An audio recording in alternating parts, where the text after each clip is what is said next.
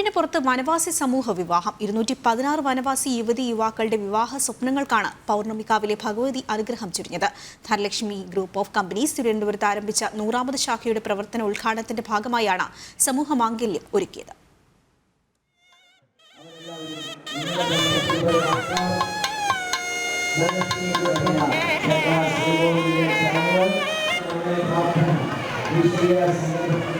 മീനമാസത്തിലെ പൗർണമി നാൾ ഉച്ചയ്ക്ക് 12:04 അഗ്നിസാക്ഷിയായി പ്രത്യേക പ്രാർത്ഥനയിൽ പൗർണമിക്കാവിലെ ഭഗവതിയുടെ അനുഗ്രഹത്തിൽ 216 വനവാസി യുവതി യുവാക്കൾ വരണമാല്യമണിഞ്ഞതാ.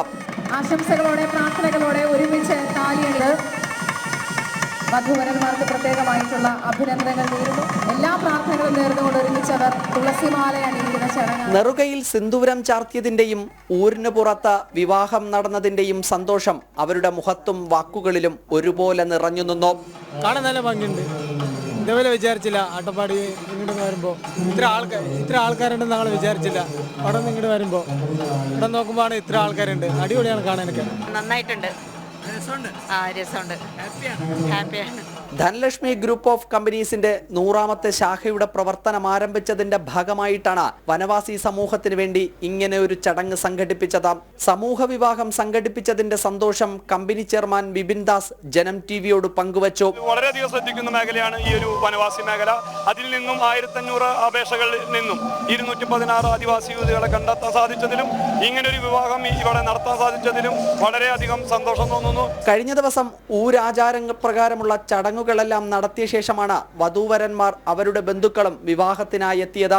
Goa governor advocate PS Sreedharan Pillai ചടങ്ങിൽ മുഖ്യ അതിഥിയായി. കേന്ദ്രമന്ത്രി രാജീവ് ചന്ദ്രശേഖർ, ISRO മുൻ ചെയർമാൻ G മാധവൻ നായർ, ജനപ്രതിനിധികൾ, ഗോത്രത്തലവന്മാർ, ഊരുമൂപ്പന്മാർ തുടങ്ങി 100 കണക്കിന് പേരാണ് വധൂവരന്മാരെ ആശീർവദിക്കുന്നതിലേക്കായി അമ്പലനടയിലെത്തിയത്.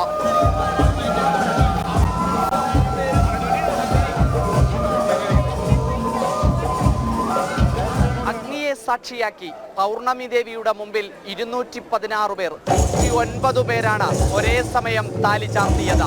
അപൂർവങ്ങളിൽ അപൂർവമായി ആ മംഗല്യഭാഗ്യം. പൗർണമിക്കാവിൽ നിന്നും ക്യാമറമാൻ നിതിനൊപ്പം അഖിൽ പാലോട്ടുമഠം, ജനം, തിരുവനന്തപുരം.